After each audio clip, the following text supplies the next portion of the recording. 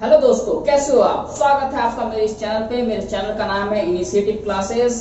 दोस्तों, आज हम लोग ब्लड के कंपोनेंट्स के बारे में स्टडी करेंगे। इसमें हम लोग डब्ल्यूबीसी, आरबीसी और प्लेटलेट्स, इन सभी के बारे में हम लोग स्टडी करेंगे। दोस्तों, अगर जब आप हमारा फर्स्ट पार्ट नहीं देख रहे हो तो उसको जल्दी से जाके देखिए। उसका लिंक मैं डिस्क्रिप्शन बॉक्स में डाल दूंगा नीचे में। क्योंकि दोस्तों, ये वीडियो शुरू करने से पहले आपको इसकी प्रॉपर्टीज के बारे में थोड़ा सा जान लेना चाहिए, ताकि ये वीडियो आपको ज्यादा से ज्यादा और अच्छे से समझ में आए। तो चलिए दोस्तों, हम लोग शुरू करते हैं बिना किसी बात के। तो ब्लड्स का ये दो पार्ट में बांट दिया गया। तो एक तो जो ब्लड, तो फर्स्ट में मैं बताया था कि जो ब्लड में दो पार्ट्स होते हैं। एक तो लिक्विड फेज में होता है, एक दूसरा सॉलिड फेज में होता है। तो जो लिक्विड फेज में होता है वो प्लाज्मा होता है, और जो सॉलिड फेज में वो है कॉर्पोसेल्स। कॉर्पोसेल्स का मतलब सेल्स। कॉर्पोसेल्स वो होते हैं जैसे कि डब्ल्यूबीसी, आरबीसी, प्लेटलेट्स, इन सभी को हम लोग कॉर्पोसेल्स कहते हैं। और जो लिक्विड जो पार्ट होता है हमारे ब्लड के अंदर में, उसको हम लोग प्लाज्मा कहते हैं, जिसका कंसंट्रेशन 55% होता है ओवरऑल ब्लड का। और जो हमारे जो कॉर्पोसेल्स है जितने भी, वो 45% है। तो दोस्तों, ये डब्ल्यूबीसी, आरबीसी, इनको कॉर्पोसेल्स क्यों कहते हैं? हालांकि ये तो सेल्स हैं। काफी बार हम लोग सुनने में आता है कि यार red blood cells, white blood cells, platelets, तो ये सब सारे सेल्स हैं, लेकिन फिर हम इसको कॉर्पोसेल्स क्यों कहते हैं? तो दोस्तों, कॉर्पोसेल्स इसको इसलिए कहते हैं क्योंकि वो सेल जो मूवमेंट करते हैं, ये ब्लड में हमारे मूवमेंट करते हैं एक जगह से दूसरे जगह जाना, ताकि हमारे मूवमेंट का जो काम होता है, ये मूवमेंट करते हैं, इसीलिए हम लोग इसे कॉर्पोसेल्स कहते हैं। अदरवाइज हम लोग इसको सेल भी कहते थे। अब जो हमारे स्किन है, जो मेरे पाम है, इसका जो सेल्स है, ये मूवमेंट नहीं करता है। ये कभी ऐसा नहीं है कि मूवमेंट करके ये आगे से पीछे चला गया, पता चला कि यहाँ से मेरा हाथ यहाँ सफेद हो गया, यहाँ से ब्लैक नजर आ रहा है, या फिर कोई दूसरा कलर आ रहा है, ऐसा नहीं होता। लेकिन जो ब्लड एकमात्र एक वैसा सेल है हमारी बॉडी में जो प्रेजेंट है, जो कि मूवमेंट का काम करती है। ये जितने भी सेल है, आरबीसी, डब्ल्यूबीसी, प्लेट्स, तीनों के तीनों मूवमेंट करते हैं ब्लड के अंदर में, इसीलिए हम लोग इसे कॉर्पोसेल्स कहते हैं। दोस्तों, इसको लिख लो, रट लो, कुछ भी कर लो, लेकिन एक काफी इंपॉर्टेंट चीज है कि आरबीसी, डब्ल्यूबीसी को हम लोग सेल्स ना कहकर कॉर्पोसेल्स क्यों कहते हैं। और इसको दूसरा ही हम लोग आरबीसी को एरिथ्रोसाइट्स के नाम से जानते हैं, डब्ल्यूबीसी को ल्यूकोसाइट्स। अच्छा देखो, ये एरिथ्रोसाइट्स का मतलब क्या है? एरिथ्रो का मतलब होता है रेड, और साइट्स का मतलब हुआ सेल। एरिथ्रोसाइट्स। आरबीसी को हम लोग एरिथ्रोसाइट्स, डब्ल्यूबीसी को leuco means white blood corpuscles, RBC red blood corpuscles, platelets को हम लोग थ्रोम्बोसाइट्स के भी नाम से जानते हैं, प्लेटलेट्स, थ्रोम्बोसाइट्स। चलिए दोस्तों, ये तो सॉलिड पार्ट्स हो गए। अब हम लोग लिक्विड की तरफ बढ़ते हैं। तो लिक्विड में इसमें हम लोग प्लाज्मा होते हैं, जिसका कंसंट्रेशन 55% होता है। दोस्तों, ये बहुत सारे बुक्स है, आपको वीडियोस में आपको 55 से 60% की नजर आएगा, लेकिन हम लोग एनसीईआरटी को फॉलो करेंगे, क्योंकि एग्जामिनेशन में हम लोग को एनसीईआरटी बेस्ड आंसर देना होगा। इसलिए हम लोग यहाँ पर 55% को कंसीडर किए हैं। और जो कॉर्पोसेल्स है, ये तो 45% है। तो ये लिक्विड फेज है। तो लिक्विड में अब क्या क्या चीज होता है? तो लिक्विड में हम लोग का इसमें जो होता है वो फिब्रिनोजेन होता है, प्रोथ्रोम्बिन होता है। दोस्तों, जो फिब्रिनोजेन है, ये जो ऊपर वाला है, ये हम लोग के ब्लड क्लॉटिंग में भी हेल्प करता है। ब्लड क्लॉटिंग का मतलब होता है कि जैसे हमारे हाथ वगैरह जो कट जाते हैं या कोई किसी एक्सीडेंट के थ्रू जो ब्लड आना शुरू हो जाता है, तो वहां पर जो थक्का बनाने का जो काम करती है, वो फिब्रिनोजेन का भी काम होता है दोस्तों। और जो इस समय जो काफी ज्यादा आप लोग नाम सुन रहे हो इन कोविड-19, प्लाज्मा थेरेपी, प्लाज्मा, तो दोस्तों यही वो प्लाज्मा है। और इसके अंदर विश्वास नहीं करोगे दोस्तों, आपको मैं हैरान करने वाला एक बात मैं बताने वाला हूं। इसके अंदर 90% वाटर होता है। 90% वाटर होता है, आप सोच नहीं सकते हो। इट मींस दैट 55% में 90% तो वाटर ही है, अप्रोक्सीमेट 50% वाटर ही है। तो दोस्तों, जो आप माशुका के लिए जो आप खूनों से जो राइटिंग लिखते हो, अरे यार छोड़ो वो सब बातें, अब पानी से भी आप लिख सकते हो। ये चीज के बारे में सिर्फ मैं आज आपको बता रहा हूं। तो दोस्तों, आप लोग पानी से भी लिख सकते हो, जरूरी नहीं है कि खून से लिखो। कब तक लिखते रहोगे? वो सब पुराने जमाने में अच्छा लगता था, लेकिन अब आप डियर मॉडर्न, अब नए तरीके से, नए सिलसिला से जियो। वो मैं सिखाता हूँ कैसे जी रहे हैं। तो सॉरी, अब आगे इसमें क्या है? इसमें बहुत सारे चीज, प्रोटीन होते हैं, 7% प्रोटीन, सॉल्ट की concentration 0.9%, glucose 0.1% and other materials दोस्तों काफी कम होते हैं, जो कि आपको यहाँ पे देखने को मिल सकता है ओनली 2%। तो दोस्तों आप इसको जल्दी से जल्दी स्क्रीन तो यहाँ पे एक चीज और मैं बताना आपको चाहता था, अगर जब प्लाज्मा में से ये जो प्लाज्मा है इसमें से फिब्रिनोजेन को अलग कर दिया जाए, अगर जब प्लाज्मा में से, दोस्तों ध्यान से सुनना, अगर जब प्लाज्मा में से फिब्रिनोजेन को निकाल दिया जाए तो उसे हम लोग कहते हैं सीरम। और दोस्तों ये जो सीरम का जो कलर होता है वो पेल येलो होता है। पेल येलो का मतलब होता है कि लाइट येलो कलर का ये आपको देखने को मिलता है। और इसी सीरम से हम लोग किसी भी डिजीज के बारे में हम लोग पता कर पाते हैं। जब ब्लड टेस्ट के लिए, जब आपका ब्लड टेस्ट के लिए डॉक्टर्स जो लेते हैं तो वो आपके एक्चुअली वो सीरम से आइडेंटिफाई करते हैं कि आपको कौन सी बीमारी है। तो वो दोस्तों सीरम होता है और ये पेल येलो कलर का होता है। ये कब सीरम का मतलब क्या होता है, जैसे जो प्लाज्मा है, प्लाज्मा में से अगर जब फिब्रिनोजेन, ये जो फिब्रिनोजेन है इसको निकाल दिया जाए, प्लाज्मा में से फिब्रिनोजेन को जब हम निकाल देंगे तो वो हमारा जो बचेगा वो होता है सीरम। और इसी से हम लोग किसी भी डिजीज के बारे में आइडेंटिफाई करते हैं। दोस्तों आपको समझ में आ गया होगा तो जल्दी से कॉपी और पेन निकाले, इसको आप नोट्स कर लीजिए या आप स्क्रीनशॉट ले लीजिए। दोस्तों जल्दी से कर लीजिए।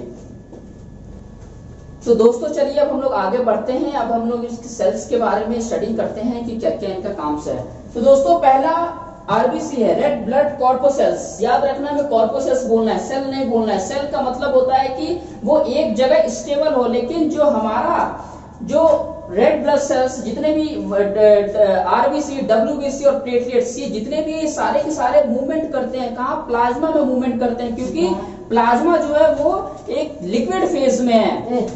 चलिए हम लोग आरबीसी के बारे में, इसके प्रॉपर्टीज के बारे में जानते हैं, क्या लाइफ साइकिल है, क्या क्या इसका प्रोसीजर है। तो दोस्तों जो आरबीसी को हम लोग एरिथ्रोसाइट्स भी कहते हैं और इसका जो लाइफ स्पैन है वो 100 से 120 दिनों का होता है। मतलब कि 4 मंथ का इसका एक लाइफ साइकिल होता है। और न्यूक्लियस, तो आरबीसी में दोस्तों न्यूक्लियस एब्सेंट होता है, आरबीसी में न्यूक्लियस नहीं होता है। न्यूक्लियस से हम लोग ये पता कर पाते हैं, इसके डीएनए के बारे में पता कर पाते हैं। अगर जब, और डीएनए का मतलब होता है कि हम उसके मदर और फादर के बारे में पता कर सकते हैं, लेकिन इसके अंदर न्यूक्लियस ना होने के कारण दोस्तों हम लोग डीएनए के बारे में नहीं पता कर सकते हैं। और लेकिन बस ऐसे दो ऐसे एग्जांपल्स हैं जिनके आरबीसी के अंदर में न्यूक्लियस पाए जाते हैं, वो है camel and llama. Camel and llama ये दो एक ऐसे एग्जांपल्स है जिनके आरबीसी के अंदर में न्यूक्लियस पाए जाते हैं। तो दोस्तों जैसा कि हम जानते हैं कि हमारे जितने भी सेल्स है बॉडी में उन सभी में न्यूक्लियस पाए जाते हैं, लेकिन आरबीसी एक ऐसा भी एक्सेप्शन है जिसके सेल में न्यूक्लियस नहीं पाया जाता है। और अगर जब मान ले आप किसी को आरबीसी देख लो भाई मेरा डीएनए के बारे में बताओ, तो नहीं बता सकता है क्योंकि उसके अंदर न्यूक्लियस नहीं होता है। और न्यूक्लियस का काम होता है वो हेरिडिटी एंड ट्रांसफर, उन सब चीजों के बारे में बताता है। लेकिन दोस्तों हम इसमें आगे नहीं बढ़ेंगे, नेक्स्ट वीडियो में हम डालेंगे डीएनए, आरएनए और न्यूक्लियस के बारे में थोड़ा डिफाइन करेंगे। तो दोस्तों चलिए आगे बढ़ते हैं। थर्ड पॉइंट हमारा आरबीसी 95% ऑफ कॉर्पोसेल्स। इसका मतलब ये हुआ कि दोस्तों आरबीसी का जो कंसंट्रेशन होता है, जो आरबीसी जो सेल्स होते हैं, कॉर्पोसेल्स होते हैं, ये सबसे ज्यादा होते हैं कॉर्पोसेल्स में, डब्ल्यूबीसी, आरबीसी और प्लेटलेट्स में। ये डब्ल्यूबीसी और प्लेटलेट्स में इन दोनों के कंपैरिजन में 95% सिर्फ आरबीसी प्रेजेंट होते हैं हमारे ब्लड में। मैं होल ब्लड की नहीं बात करो, प्लाज्मा को छोड़ के सॉलिड फेज में हमारे पास दो थे, एक थे हमारे पास डब्ल्यूबीसी और दूसरा था हमारे पास प्लेटलेट्स।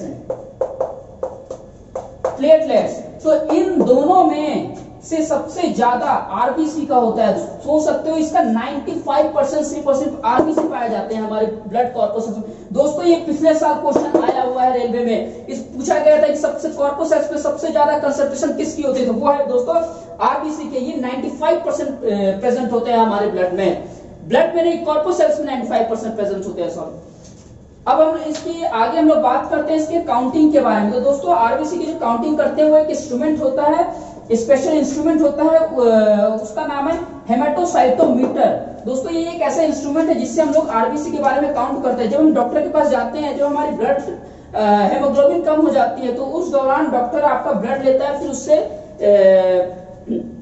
साइंटिफिक मेथड्स के थ्रू आपके आरबीसी के बारे में बताता है कि तो आपके पास इतना आरबीसी है होगी। तो इंस्ट्रूमेंट है कौन सा, हेमेटोसाइटोमीटर।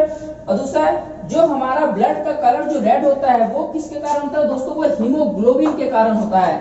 और हीमोग्लोबिन के अंदर ये आयरन प्रेजेंट होता है। तो 1 haemoglobin is equal to 250 to 280 million हेमोग्लोबिन्स।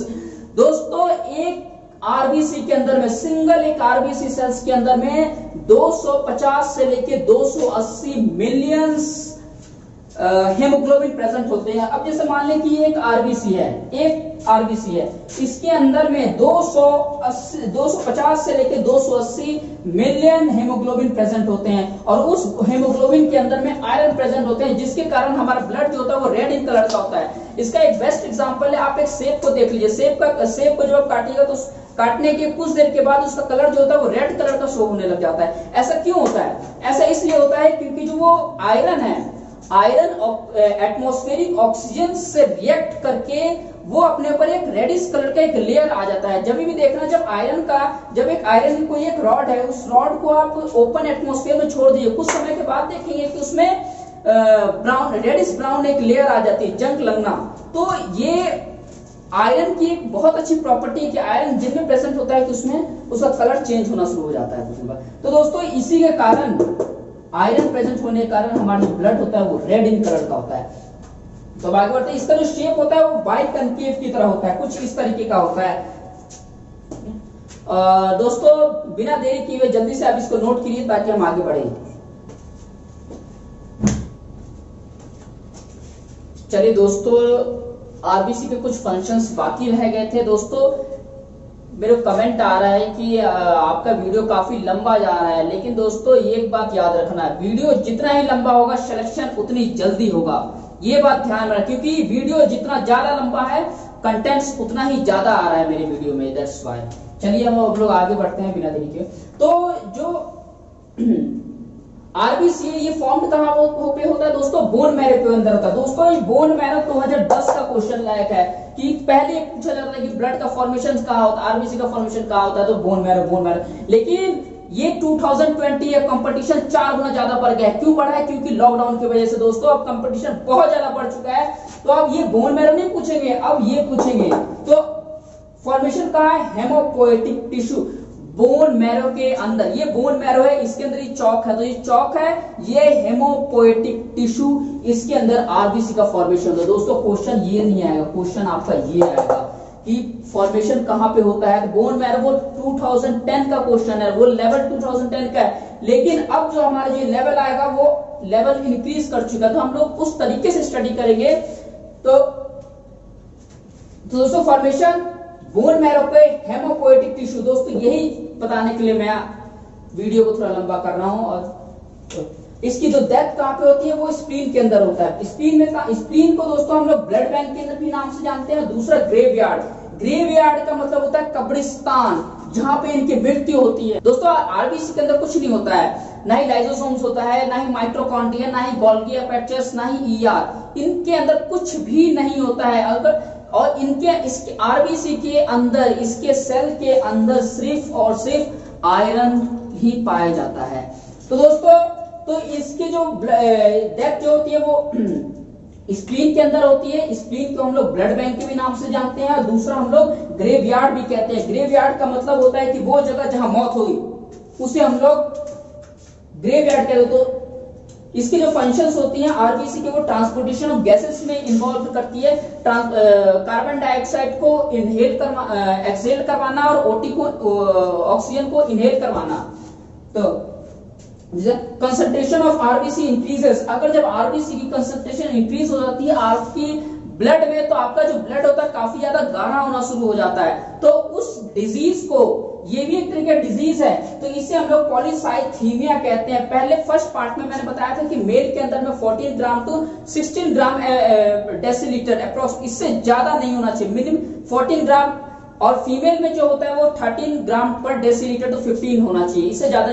अगर जब इससे ज्यादा होने लग जाता है, किसी लोगों में 18 प्लस, जो हाई एल्टीट्यूड पे ज्यादा लोग रहते हैं, चाहे तो अगर जब दोस्तों इसकी कंसंट्रेशन ज्यादा होना शुरू हो गया, 18 प्लस 19 ऐसा आना शुरू हो गया, तो इससे डिजीज होती है जिसका नाम है पॉलीसाइथीमिया। इसमें आपका जो ब्लड है वो काफी ज्यादा गाढ़ा हो जाता है और उसमें ज्यादा तो हार्ट अटैक आने का चांसेस ज्यादा बढ़ जाता है। तो दोस्तों अगर और इसकी कंसंट्रेशन डिक्रीज भी हो तो भी एक बीमारी होता है, उससे आप लोग ज्यादा फेमिलियर है, जैसे एनीमिया। एनीमिया में क्या होते हैं, एनीमिया जनरली हम लोग जानते हैं कि आयरन की कमी के होने के कारण एनीमिया हो जाता है। अगर जब आरबीसी की कंसंट्रेशन ज्यादा हो गई तो भी बीमारी है। कौन सी डिजीज है, polycythemia. Repeat once again, polycythemia. और इसकी कंसंट्रेशन डिक्रीज हो गई तो कौन सी भी डिजीज हुई, एनीमिया। और ये ज्यादा तो लेडीजों में, फीमेल्स में ज्यादातर देखने को नजर आता है। तो दोस्तों इसकी कंसंट्रेशन कम हो तो कौन सी डिजीज है, एनीमिया। तो एनीमिया जनरली हम लोग जानते हैं कि आयरन की कमी होने के कारण हो जाता है। तो दोस्तों आयरन किसके, हेमोग्लोबिन के अंदर कौन सा कंपाउंड पाया जाता है, आयरन। तो हेमोग्लोबिन के अंदर आयरन, और अगर हेमोग्लोबिन, चलो फिर समझ, अगर जब हेमोग्लोबिन कम होगा और जब आयरन कम होगा तो हेमोग्लोबिन भी कम होगा। अगर हेमोग्लोबिन कम होगा तो आरबीसी भी कम होगा, आरबीसी कम होगा तो ब्लड भी कम होगा। तो दोस्तों अगर जब आपके ऑप्शन में ये चारों दिए रहेंगे तो चारों के चारों सही होंगे। अगर जब कोई और एक दिया रहेगा तो फिर कोई भी एक सही हो सकता है। लेकिन अगर जब ये चार, क्योंकि दोस्तों देखो एनीमिया किसके कारण हुआ, आयरन के कारण। आयरन के अंदर क्या, आयरन की कमी होगी तो क्या होगा, हेमोग्लोबिन की कमी होगी, क्योंकि हेमोग्लोबिन के अंदर क्या होता है, आयरन। और हेमोग्लोबिन आरबीसी, हेमोग्लोबिन जितना ज्यादा होगा आरबीसी का कलर उतना ही ज्यादा रेड होगा। और अगर मान लें कि हेमोग्लोबिन कम होगा तो आरबीसी भी कम होगा, और अगर आरबीसी कम होगा तो दोस्तों ब्लड भी तो कम होगा, उसकी कंसंट्रेशन भी तो कम होगी। इसी कारण जो डिजीज होती है वो है एनीमिया। चलिए, At high altitude, size of RBC increases 30%। दोस्तों जब हम लोग हाई एल्टीट्यूड पे जाते हैं तो हम लोग ब्रीथिंग में प्रॉब्लम होना स्टार्ट होने शुरू हो जाता है। जैसे सियाचिन ग्लेशियर वगैरह पे हम लोग जाते हैं, सियाचिन वगैरह जाते हैं, कश्मीरी जय वगैरह जब जाते हैं तो हमें ब्रीथिंग में प्रॉब्लम होने लग जाता है। ऐसा इसलिए होता है क्योंकि हमारी बॉडी को सफिशिएंट अमाउंट में ऑक्सीजन नहीं मिल पाती है दोस्तों, जिसके कारण हमें ब्रीथिंग में प्रॉब्लम होना शुरू हो जाता है। तो दोस्तों तो जब हाई एल्टीट्यूड पे जो साइज हमारा इसलिए इंक्रीज कर जाता है क्योंकि हमें ज्यादा से ज्यादा अमाउंट में ऑक्सीजन की जरूरत होती है, ठीक है। तो उस दौरान हमारा जो आरबीसी का जो एक साइज होता है नॉर्मल साइज से साइज इसका कुछ इंक्रीज कर जाता है। और दोस्तों अगर जब इसकी साइज भी कभी इंक्रीज करता है, कभी कभार आरबीसी की काउंटिंग भी इंक्रीज कर जाती है। अगर जब दोस्तों ये काउंटिंग ज्यादा इंक्रीज कर जाती है तो फिर वो डिजीज होती है जो पहले बताया था, पॉलीसाइथीमिया, और कम हो गया तो एनीमिया। दोस्तों जल्दी से उसको फटाफट नोट कर लो आप। चलिए दोस्तों हम लोगों ने आरबीसी के बारे में हम लोग पढ़ लिया, अब हम लोग डब्ल्यूबीसी के बारे में हम लोग पढ़ते हैं, इसके फंक्शंस के बारे में हम लोग जानते हैं। तो दोस्तों पहले जैसे मैंने बताया था कि डब्ल्यूबीसी को ल्यूकोसाइट्स भी कहते हैं। ल्यूको मतलब व्हाइट और साइट्स मतलब सेल्स, ठीक है। इसका जो लाइफ स्पैन होता है वो 3 to 4 डेज का होता है। इसके अंदर न्यूक्लियस प्रेजेंट होता है दोस्तों। ये ब्लड में मात्र ओनली डब्ल्यूबीसी एक ऐसा चीज है जिसके अंदर न्यूक्लियस प्रेजेंट होता है। इससे हम लोग डीएनए के बारे में पता कर सकते हैं। दोस्तों आरबीसी के अंदर डीएनए न्यूक्लियस प्रेजेंट नहीं रहता है, लेकिन डब्ल्यूबीसी एक ऐसा सेल्स है जिसके अंदर में न्यूक्लियस प्रेजेंट होता है। इससे हम लोग डीएनए के बारे में पता कर सकते हैं, इससे हम लोग मदर और फादर्स के बारे में पता कर पाते हैं। दोस्तों मैं पूरी ब्लड के बारे में बात नहीं कर रहा हूं, अगर क्योंकि हम लोग ब्लड से भी डीएनए के बारे में पता कर सकते हैं, लेकिन सिर्फ हम आरबीसी से नहीं पता कर सकते। मैं आरबीसी निकाल के दूंगा, भाई पकड़ना जरा, बताना मेरा डीएनए कौन है, तो नहीं बता सकते भाई, क्योंकि उसके अंदर न्यूक्लियस है ही नहीं, इसलिए उसके अंदर आयरन है। लेकिन हम लोग डब्ल्यूबीसी से पता कर सकते हैं। ये न्यूक्लियस सिंगुलर है और न्यूक्लियाई प्लूरल है। प्लूरल ऐसा इसलिए क्योंकि हमारे बॉडी के अंदर में हजारों सेल्स हैं और वो हजारों सेल्स में हर एक सेल्स में न्यूक्लियस प्रेजेंट है। That's why we will called as not nuclei। तो बहुत सी जगह जो न्यूक्लियाई भी लिखा है तो भी सही है, और जो न्यूक्लियस तो भी सही है, क्योंकि न्यूक्लियस सिंगुलर है और न्यूक्लियाई प्लूरल है। तो न्यूक्लियस प्रेजेंट होता है डब्ल्यूबीसी के अंदर में। इसका शेप होता है इरेगुलर शेप होता है, इसका कोई आकार नहीं, किसी भी आकार को कोई एक फिक्स्ड स्ट्रक्चर नहीं है। और ये सबसे बड़ा होता है, लार्ज इन साइज होता है, क्योंकि इसके अंदर न्यूक्लियस भी पाए जाते हैं, जिसके कारण इसका जो साइज है वो काफी बड़ा होता है। WBC, RBC and the platelets, इन तीनों के कंपैरिजन में सबसे बड़ा जो साइज होता है वो WBC का होता है। तो दोस्तों और इसका जो फॉर्म होता है, फॉर्मेशन जो होता है WBC का, वो हेमोपोएटिक टिश्यू में होता है। दोस्तों एक चीज कॉमन है, याद रखना यहाँ पे एक चीज कॉमन है, WBC और RBC का दोनों का जो फॉर्मेशन हो रहा है वो हेमोपोएटिक टिश्यू में हो रहा है। ये कहां प्रेजेंट है दोस्तों? ये बोन मैरो में। दोनों के दोनों, ये एक चीज कॉमन है, बोन मैरो। मैंने आपसे पहले कहा था कि बोन मैरो अब नहीं क्वेश्चंस पूछा जाएगा, अब जो क्वेश्चंस आएगा वो ये वाला आपको गिवन मिलेगा, हेमोपोएटिक टिश्यूज। और 3 ऑप्शंस और एक्स्ट्रा दे देंगे, क्योंकि दोस्तों बोन मैरो काफी पुराना वर्जन हो गया, न्यू अपडेट हुई है ना। चाइनीज ऐप जब चला गया तो आप क्यों नहीं अपडेट हो सकते हैं। तो दोस्तों, तो इसका जो फॉर्मेशन आरबीसी और डब्ल्यूबीसी, इन दोनों का जो फॉर्मेशन होता है वो एक ही जगह होता है, और इन दोनों का जो डेथ होता है वो भी एक ही जगह होता है। आप देख सकते हैं जो हेमोपोएटिक बोन मैरो में, और जो डेथ है वो स्प्लीन में। ये एक चीज कॉमन है, डब्ल्यूबीसी इन दोनों में कॉमन है। और दोस्तों इनका जो रेशियो जो रहेगा डब्ल्यूबीसी और आरबीसी का, वो 600/1, मतलब 1 आरबीसी के बराबर 600। समझे? 1 आरबीसी, 1 डब्ल्यूबीसी और 600 आरबीसी, डब्ल्यूबीसी और आरबीसी। ये तो रजनीकांत का भाई कहावत हो गया, शेर अकेला ही आता है, झुंड में तो सुअर आते हैं। अरे नहीं भाई, ये हमारा सेल है, ऐसे कैसे कह सकते हैं। तो दोस्त चलिए आगे बढ़ते हैं। तो 1 डब्ल्यूसी 600 सेल इस रेशियो में होता है, आरबीसी काफी ज्यादा होता है। तो ब्लड में अब देखिए, चलिए मैं ये ब्लड जो लिखा हूं ये समझाने के लिए लिखा हूं, ये समझाने के लिए जो आरबीसी जो होता है हमारे ब्लड में, जो कॉर्पोसेल्स में जो आरबीसी होते हैं वो डायरेक्टली एंटर करता है ब्लड के अंदर। फॉर्मेशन कहां पे होगा? दोनों का फॉर्मेशन एक ही जगह पे होता है, हेमोपोएटिक टिश्यू में होगा। वो कहां प्रेजेंट होता है? बोन मैरो में। बोन मैरो में ये बना, ये टिश्यू ये डायरेक्ट निकला और ब्लड में चला गया। लेकिन डब्ल्यूबीसी के साथ ऐसा नहीं हो रहा है। डब्ल्यूबीसी हेमोपोएटिक टिश्यू में फॉर्मेशन तो हो रहा है, लेकिन ये सबसे पहले थाइमस में जा रहा है। ये काफी इंपॉर्टेंट क्वेश्चन है। ये बन रहा है, दोनों का फॉर्मेशन सिमिलर जगह है, बोन मैरो हेमोपोएटिक टिश्यू, लेकिन उसके बाद ये थाइमस में जा रहा है। थाइमस में क्यों जा रहा है दोस्तों? वहां पे मैच्योर होने के लिए जा रहा है। दोस्तों ये थाइमस में इसका कुछ दिन का टाइम पीरियड होता है, कुछ समय का होता है, वहां पे मैच्योर होता है। फिर मैच्योर होने के बाद जाके ये ब्लड में जाके मिलता है, ब्लड में आके उतरता है। मैच्योर का मतलब होता है कि परिपक्व होना, मतलब कि 18+ जैसे कह सकते हो उस टाइम, मतलब मैच्योर होना। तो ये हम लोग के फॉर्म में है, इसमें नहीं 18+ होगा, इसका तो उम्र 2 ही 3 दिन है। तो ये मैच्योर होगा, उस पर ब्लड में एंटर करता है। दोस्तों इसको जल्दी से नोट्स कर लीजिए ताकि इसके बारे में कुछ पॉइंट्स और है वो मैं आपको बता सकूं।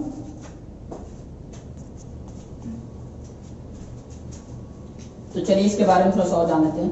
तो दोस्तों ये डब्ल्यूबीसी को सोल्जर ऑफ द बॉडी भी कहा। सोल्जर का मतलब क्या होता है? रक्षक कवच, जो आपकी सेफ्टी के, जैसे कि बॉर्डर्स पे अभी हमारे सेना तैनात है, इंडिया और चाइना के जो बॉर्डर्स है। तो सोल्जर का मतलब क्या होता है? ये आपकी बॉडी को प्रोटेक्शन का काम करती है। तो ये सोल्जर क्यों कहा जाता है? Fight against pathogens either infections, क्योंकि ये हमारी बॉडी में इन्फेक्शियस डिजीज से फाइट करने का काम करती है। पैथोजेंस का मतलब होता है कि those organs which spread diseases that are called the pathogen. जैसे कि इस समय कोरोना का बहुत बड़ी महामारी चली हुई है, एक पेंडेमिक है, तो इस समय कहा जा रहा है कि आप अपनी इम्यूनिटी को बूस्ट करो। तो दोस्तों वो इम्यूनिटी जो बूस्ट किया जाता है वो डब्ल्यूबीसी के कारण ही होता है। जो डब्ल्यूबीसी है इसीलिए इसको हम लोग सोल्जर ऑफ द बॉडी कहते हैं। क्यों कहते हैं? क्योंकि इम्यूनिटी जो बूस्टअप जो होगी आप, वो डब्ल्यूबीसी के कारण ही होगी। तो दोस्तों ये डब्ल्यूबीसी में 2 टाइप्स के होते हैं, एक तो ग्रेनुलेटेड, एक होता है एग्रेनुलेटेड। ग्रेनुलेटेड का मतलब होता है कि जिसमें उनकी जो सरफेस होती है उनपे कुछ दानेदार हो, उनके जो सरफेस तो थोड़ा रफ टाइप के हो, जो दानेदार होते हैं तो उनको ग्रेनुलेटेड कहते हैं। और जिनके सरफेस पे जो दानेदार नहीं होते हैं उनसे हम लोग एग्रेनुलेटेड कहते हैं। तो दोस्तों एसिनोफिल 2 से 3%, बेसोफिल्स 0.5 से 1%, न्यूट्रोफिल 60। सबसे ज्यादा जो होता है डब्ल्यूबीसी में जो कंसंट्रेशन जो पाया जाता है वो है न्यूट्रोफिल्स का होता है, सबसे ज्यादा 62%। उसके बाद जाके ए ग्रेनुलेटेड में का लिम्फोसाइट 25%। दोस्तों सबसे ज्यादा ये बार बार पूछा जाता है, सबसे ज्यादा का और सबसे कम का। सबसे कम होता है वो बेसोफिल्स का 0.5 to 1% का। एसोफिल्स का काम होता है वो एलर्जी से वो फाइट करता है, इन्फेक्शन डिजीज।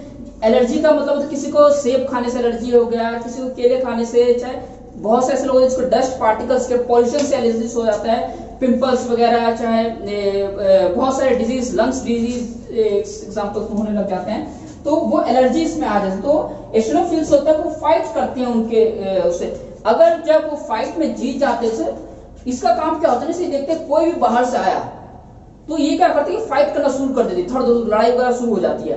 तो अगर जब ये WBC अगर जब उस वायरस से अगर जब जीत जाती है तो फिर वो आप ठीक है।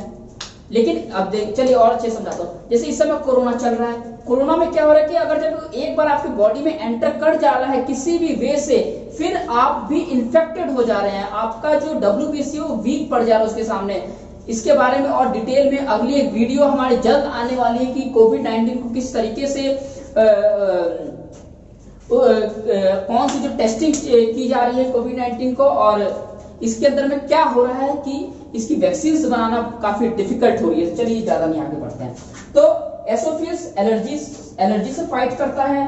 बेसोफिल्स स्वेलिंग, जैसे आपको कहीं चोट वगैरह लग जाए तो जो रेड रेड निशान हो जाते तो उससे ठीक करने का काम करता है। किसका? बेसोफिल्स का। ये बार बार पूछा जाता है कि सबसे ज्यादा वो न्यूट्रोफिल्स, सबसे कम बेसोफिल्स। और तीसरा जो हमारा आ गया ये एक ग्रेन्युलेटर में कौन सा? एंटीबॉडीज। एक तरीके जैसे मान लीजिए आप BSF का काम करती है। कोई भी बाहर से जो फॉरेन जो मटेरियल जो आता है या फॉरेन जो भी एंटीजेंस जो आते हैं, जो भी जैसे जो फॉरेन जो मटेरियल्स आते हैं, एग्जांपल वायरस वगैरह जो आते हैं, तो उनको ये पहचानने का काम करता है, एंटीबॉडीज का काम होता है। ये एंटीबॉडीज ये मारता नहीं, ये उनके बारे में पूरा हिस्ट्री जानता है कि भाई ये कहां से आया है, इसका क्या काम है, मतलब किस तरीके से हमारी बॉडी को इन्फेक्ट कर सकता है। फिर ये जो एंटीबॉडीज है ये इसके पास जाता है, लिम्फोसाइट्स के पास। ये इसको बताता है भैया वो आया हुआ है, उसको मारो, तो ये लिम्फोसाइट जाता है। तो फिर लिम्फोसाइट के अंदर क्या होता है? T lymphocytes. एक दो तरीके के इसके अंदर पाए, एक बी लिम्फोसाइट होता है, टी लिम्फोसाइट होता है। तो इसके बारे में ज्यादा नहीं पढ़ेंगे, डिटेल में शॉर्ट में बताता रहा हूं। तो जो टी लिम्फोसाइट्स जो होता है वो क्या करता है कि जो बाहर से जो मटेरियल जो आए रहते हैं, जो फॉरेन जो वायरस बैक्टीरिया जो भी इन्फेक्शंस होते हैं, उनसे फाइट करने का काम करता है। ये उनसे फाइट करता है और फाइट करने के बाद जो वो वेस्ट जो बच जाता है उसको एनगल्फ कौन करता है? वो मोनोसाइट्स होता है दोस्तों। तो अब जैसे कि मान लो उसको मार दिया, अब बॉर्डर पे लड़ाई हुआ, इंडिया और चाइना के बीच में लड़ाई हुआ, तो लड़ाई में तो बहुत से ऐसे लोग होंगे जो कि मारे भी जाएंगे। तो जो मारे जो जाएंगे तो उन लोगों को भी तो साइड करना पड़ेगा, कहीं किसी कब्र में डालना, कहीं साइड करना पड़ेगा। नहीं साइड कर तो क्या डिजीज फैलने का खतरा होगा। तो वही होता है, जो भी जो गंदगी जो बच जाती है तो उसको वो मोनोसाइट्स एनगल्फ करता है। इसका जो कंसंट्रेशन होता है हमारी बॉडी में 6 to 8% होता है दोस्तों। ये साइज में सबसे ज्यादा बड़ा होता है, लेकिन इसका जो कंसंट्रेशन होता है, जो ये इनके जो पार्टिकल्स होते हैं ये कम होते हैं, 6 to 8% होते हैं। और दोस्तों जो ये टी लिम्फोसाइट जो होता है ना, तो जो टी लिम्फोसाइट क्या होता है, ये आपके कैंसर, जैसे कि मान लें जो ये कैंसर और HIV की जो बीमारी जो होती है, इसमें ये लिम्फोसाइट से खराब हो जाता है। अब ये बताइए इतनी खतरनाक, इतनी वाइटल डिजीज जो है ये दोनों, कैंसर और HIV, इसके अंदर आपके अगर जो लिम्फोसाइट से खराब हो जाएंगे तो फाइट कैसे करेगा? इसीलिए इसका क्योर नहीं है, इसीलिए हमारी बॉडी जो होती है इसके कारण काफी इन्फेक्टेड होना शुरू हो जाती है। तो चलिए दोस्तों इसको थोड़ा सा चलिए दोस्तों इसका आप नोट्स कर लीजिए, चाहे लिख लीजिए। थोड़ा सा बस 2 पॉइंट और बचा है WBC का, उसके बाद आगे हम प्लेटलेट्स करते हैं। तो दोस्तों WBC को हम लोग स्कैवेंजर भी कहते हैं। स्कैवेंजर का मतलब होता है कि ईट डेड एंड डिके मटेरियल्स। इससे पहले मैं आपको बताया था कि जो मोनोसाइट्स है वो डेड और डिके जो मटेरियल्स को इनगल्फ कर जाते हैं, उनको जो खा जाते हैं, ताकि वो हमारे बॉडी में फिर कोई दूसरा पॉइजनस सब्सटेंसेस क्रिएट ना हो पाए। तो इसलिए ये खाते, इसलिए हम लोग ये क्वेश्चन आया हुआ है कि स्कैवेंजर हम लोग किसे कहते हैं, किस कॉर्पसेल्स को कहते हैं? तो वो दोस्तों कौन सा? WBC को स्कैवेंजर कहते हैं। और number of WBC decrease, arrow नीचे का मतलब कि डिक्रीज। अगर जब WBC डिक्रीज करती है तो इसे हम लोग कहते हैं लीकोपीनिया। और अगर जब इसकी WBC अगर जब इसका नंबर इंक्रीज करता है तो इसको कहते हैं ल्यूकेमिया और ल्यूकोपीनिया। ठीक है दोस्तों। चलिए दोस्तों अब हम लोग प्लेटलेट्स के बारे में पढ़ते हैं, इसके फंक्शंस के बारे में पढ़ते हैं, इसके प्रॉपर्टीज के बारे में पढ़ते हैं कि क्या इसका रोल होता है हमारे ब्लड के अंदर में। तो चलिए प्लेटलेट्स को हम लोग थ्रोम्बोसाइट्स भी कहते हैं। इसका जो लाइफ स्पैन होता है वो 5 to 7 डेज का होता है। इसका जो फॉर्म्ड, इसका मतलब फॉर्मेशन, बनना, इसका जो फॉर्मेशन होता है वो दोस्तों बोन मैरो के मेगा कैरियोसाइट्स के अंदर फॉर्मेशन होता है। दोस्तों जैसा कि हम लोगों ने डब्ल्यूबीसी और आरबीसी के बारे में पढ़ा, उसका ये जितने भी जो ब्लड सेल्स है इनका फॉर्मेशन जो हो रहा है वो बोन मैरो के अंदर ही हो रहा है, लेकिन प्लेटलेट्स का जो फॉर्मेशन हो रहा है ये मेगा कैरियोसाइट्स में हो रहा है, और जो डब्ल्यूबीसी और आरबीसी का जो फॉर्मेशन हो रहा है वो हेमोपोएटिक टिश्यू में हो रहा है। जैसे कि मैंने आपको पहले बताया था, दोनों का फॉर्मेशन सिमिलर जगह पे हो रहा है, लेकिन एक ये जो प्लेटलेट्स है मात्र इसका जो फॉर्मेशन होता है बोन मैरो में तो हो ही रहा है, लेकिन बोन मैरो के मेगा कैरियोसाइट्स में हो रहा है। ठीक है दोस्तों, तो ये दोस्तों काफी इंपॉर्टेंट चीज है, क्योंकि जो बोन मैरो तो कॉमन आ रहा है सब में, लेकिन एक ये जो डिफरेंट आ गया मेगा कैरियोसाइट्स, दोनों में सिमिलर है याद रखना, लेकिन सिर्फ और सिर्फ प्लेटलेट्स में डिफरेंट है। चलिए, तो इसका जो डेथ होता है वो स्प्लीन के अंदर में होता है। दोस्तों जितने भी हमारे जो ब्लड सेल्स है, जो कॉर्पोसेल्स है, उन सभी का जो डेथ होता है वो स्प्लीन के अंदर ही हो रहा है। डब्ल्यूबीसी हो गया, आरबीसी हो गया या प्लेटलेट्स, इन सब का जो डेथ हो रहा है वो स्प्लीन के अंदर हो रहा है। तो इनके जो नंबर्स होते हैं वो 1.5 इट मींस दैट 1.5 लाख से 4 लाख के बीच में होते हैं। दोस्तों अगर जब इनके जो काउंटिंग्स, अगर जब प्लेटलेट्स कम होने लग जाते हैं तो इसको हम लोग कहते हैं थ्रोम्बोसाइटोपेनिया, या इसके जो नंबर्स होते हैं वो 4.5 लाख से अगर जब ज्यादा हो गए तो इसे हम लोग कहते हैं थ्रोम्बोसाइटोसिस। अगर जब इनके नंबर कम हुए तो थ्रोम्बोसाइटोपेनिया, अगर जब इनके नंबर्स ज्यादा हो गए तो थ्रोम्बोसाइटोसिस।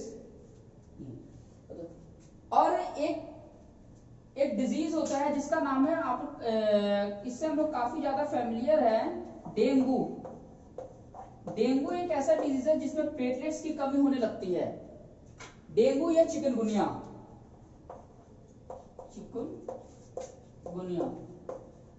डेंगू और चिकनगुनिया ये दो ऐसे डिजीज जिसमें आपकी प्लेटलेट्स की कमी होने लगती है, डिक्रीज होने। अगर ये प्लेटलेट्स 40,000 या 20,000 के नीचे जाने लगते हैं तो ज्यादा चांसेस होते हैं, मेजर चांसेस कि आपके नोज से ब्लड आना स्टार्ट हो जाता है। और जो प्लेटलेट्स का जो मेजर रोल होता है वो ब्लड के क्लॉटिंग में होता है। क्लॉटिंग का मतलब होता है कि थक्का जमना, जैसे कि थक्का का मतलब होता है कि जैसे कि आपके हाथ वगैरह जब हमारे जब कट जाते हैं तो उसमें कुछ समय के बाद 2 या 3 मिनट के बाद में ब्लड आपका रुक जाता है, उसमें एक लेयर जम जाती है, थक्का टाइप का जो जम जाती है, रेडिश ब्राउन टाइप के, रेडिश कलर में, डार्क रेडिश, वो एक लेयर जम जाती है, तो उसे कहते हैं क्लॉटिंग। वो जो क्लॉटिंग होती है दोस्तों वो मात्र प्लेटलेट्स के कारण होता है, इस सेल्स के कारण होता है, जो कि आपको ब्लड को रोकने में मदद करता है। ये सिर्फ और सिर्फ देखिए कितने हम ये भी कह सकते हैं कि जो हमारा शरीर है गॉड गिफ्टेड शरीर है। अब जैसे मान लें कि टंकी हो गई, सपोज दैट कि उस टंकी में अगर छेद हो जाएगा तो उसका जो पानी हो पूरा की पूरा बाहर निकल जाएगा, अगर जब हम लोग उसको ठीक नहीं करते। लेकिन आपके बॉडी के साथ ऐसा नहीं होता। अगर जब बॉडी में किसी भी प्रकार का आपका वुंड हो जाता है या कट जाता है तो उसमें आपकी बॉडी खुद ही रिकवर करती है, वो प्लेटलेट्स के थ्रू। प्लेटलेट्स आएगा, ये थक्का जमाने का काम करते हैं चारों तरफ, ताकि उससे ब्लड आपका रुक जाता है। ये एक लास्ट पॉइंट है, क्लॉटिंग। तो अगर जब हाथ कटा तो ब्लड आया तो क्लॉटिंग हो गए। दोस्तों ब्लड हमारे बॉडी के अंदर भी है, जो ब्लड जो वेन्स के अंदर में जो फ्लो कर रही है, जो नसें के अंदर में जो फ्लो कर रही है, क्लॉटिंग का खतरा वहां भी हो सकता है। तो उस क्लॉटिंग को प्रिवेंट करने के लिए हमारे बॉडी में एक स्पेशल प्रोटीन पाया जाता है, उस प्रोटीन का नाम है heparin. Prevention of internal clotting, a special protein heparin. दोस्तों ये ऐसा प्रोटीन है जो कि हमारे बॉडी के इंटरनल क्लॉटिंग ना होए उससे हमें बचाता है। दोस्तों काफी इंपॉर्टेंट चीज है, इसको अंडरलाइन कर लेना, हिपैरिन। चलिए दोस्तों, अब प्लेटलेट्स खत्म होता है, हमने ब्लड के बारे में डिस्कशन कर लिया, ब्लड के फंक्शंस के बारे में भी कर लिया, ब्लड के कंपोनेंट्स के बारे में कर लिया सेकंड पार्ट्स में। अब दोस्तों जो हमारा जो नेक्स्ट वीडियो आएगा वो ब्लड क्लॉटिंग का आएगा, और ब्लड क्लॉटिंग का अगर जब वीडियो छोटी रही तो हम लोग ब्लड ग्रुपिंग को भी मर्ज कर देंगे उसी में। तो दोस्तों चलिए, आज ये वीडियो अच्छा लगा होगा तो लाइक करना, शेयर करना ना भूले। और दोस्तों आपको किसी भी टॉपिक में अगर जब डाउट हो, साइंस में कोई सा भी टॉपिक, आप इमीडिएटली आप मुझे कमेंट कर दीजिए, 1 से 2 दिन में उसका वीडियो आपको मिल जाएगा। चलिए दोस्तों, थैंक यू।